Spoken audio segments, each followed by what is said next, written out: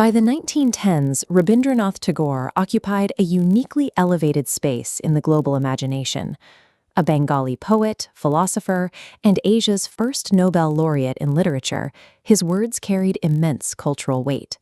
The British Empire recognized the value of his prestige. In 1915, King George V bestowed upon Tagore a knighthood, officially bringing him into the imperial fold. This title came with a cost. The honor physically, socially, and intellectually insulated him. He was a member of an elite English-educated minority in India, a class historically encouraged to distance themselves from the impoverished masses to win favors from the colonial government. To the British administration, Tagore appeared to be exactly what they wanted, the safe, acceptable, colonized elite subject. That illusion shattered on the morning of April 13, 1919. Thousands of unarmed Indian civilians, including men, women, and children, gathered in a walled public garden in Amritsar called Jallianwala Bagh for a religious festival.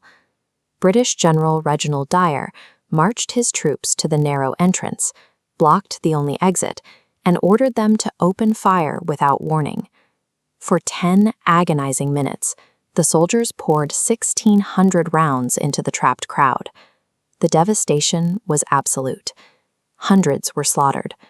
People were crushed in the panic or threw themselves into a deep well to escape the gunfire. It left permanent scars on the physical walls of the city and on the collective memory of the nation. The British response was a masterclass in colonial callousness. They declared martial law, heavily censored the news to smother the victims' cries, and allowed the Anglo-Indian press to publicly praise Dyer as a savior who had taught the residents a salutary lesson. News of the massacre eventually trickled out to Calcutta, hundreds of miles away. How does an isolated poet retaliate against an empire that slaughters his people, distorts the truth, and then defends its actions as civilized order? Tagore's response arrived on the desk of Viceroy Chelmsford on May 30, 1919. It was a formal letter of protest, and every word was carefully weaponized. His first tactical choice was the medium itself.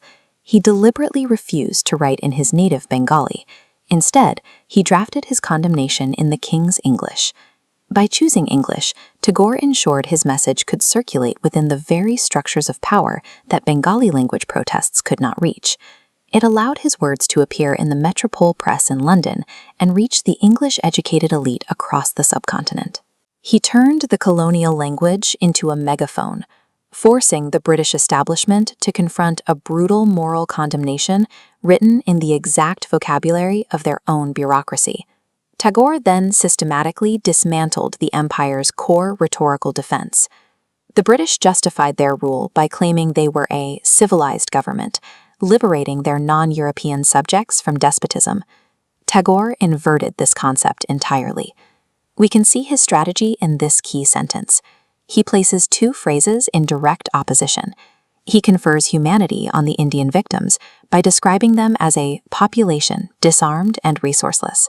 He then contrasts them against the British Empire, which he defines as an efficient organization for destruction of human lives. By isolating these specific terms, Tagore strips the British of any political or moral justification for the massacre. He frames the colonial state not as rational civilizers, but as cold, irrational machines acting with brute force. This rhetorical inversion connected to a warning Tagore had been sounding for years. He argued that Western nationalism, despite its achievements, was a mechanical organization built on conflict, totally devoid of human compassion. The third phase of Tagore's attack involved a shift in perspective. Throughout the letter, he abandons the individual I and repeatedly uses the collective pronoun we. To make that we authentic, he had to close the vast social distance between himself and the victims at Jallianwala Bagh, so he formally renounced his knighthood. He declared that badges of honor had become a glaring shame in a context of such humiliation. By shedding the title of Sir, Tagore stepped directly into the ideological line of fire. He stated his wish to stand, as he put it, shorn of all distinctions, in solidarity with his countrymen who were liable to suffer such degradation. This shattered the colonial strategy of dividing the Indian elite from the masses. Tagore drew a clear line for his own social class.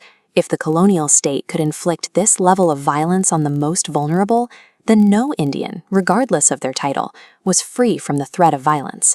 The shockwave was immediate. Despite the government's attempts to suppress it, the letter successfully navigated past censors and was published widely in the English press, eventually making its way into vernacular Indian newspapers as well. His public defiance forced other elite Indian intellectuals, men like the scientist J.C. Bose, to choose a side. This letter bridged the gap between the university-educated elite and the masses, creating a unified front against colonial rule that had previously been fractured by class and title. Tagore redefined the terms of resistance. The struggle for independence became an effort to reclaim human dignity from a system categorizing Indian lives as insignificant. In the face of systemic terror and overwhelming military might, an isolated poet found a way to strike back.